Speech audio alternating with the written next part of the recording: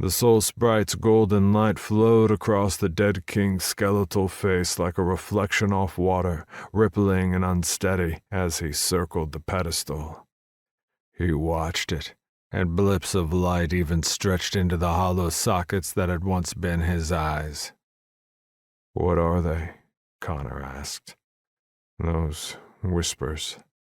"That is death," the Wraith King explained. "And the fates, I suppose." "Death," Connor muttered to himself. To hear the voice of death itself seemed insane, surreal, impossible.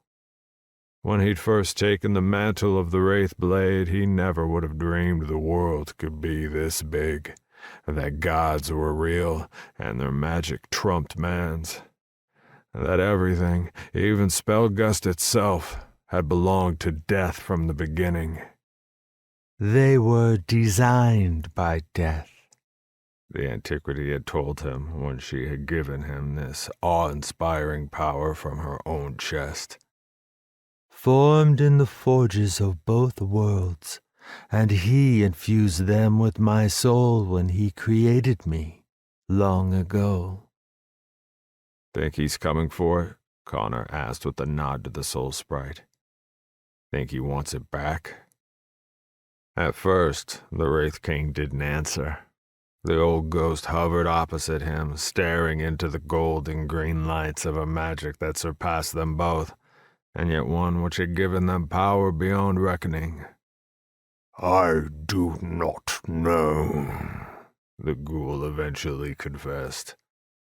"Comforting," Connor muttered. "Bah!" The Wraith dismissed Connor's quip with a flick of one bony wrist. "But look at us, acting like old fools staring at starlight when there is so much to do."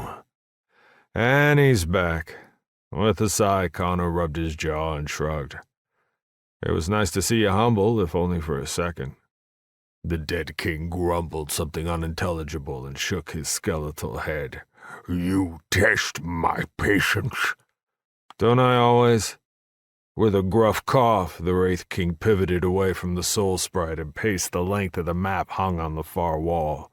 "Focus, Magnuson, on the task at hand."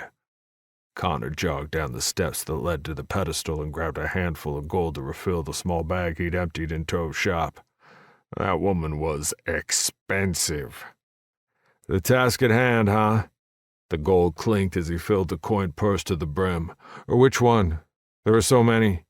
The Lightseers in the dungeons, the remaining starlings on the way, the Death Dread we still haven't found, the dragons in Lunestone locked away in Ferrell. So many bargains half fulfilled, and so many favors still owed to others. In the 9 days since he'd killed Tegan Starling, it was a miracle he'd gotten any sleep at all."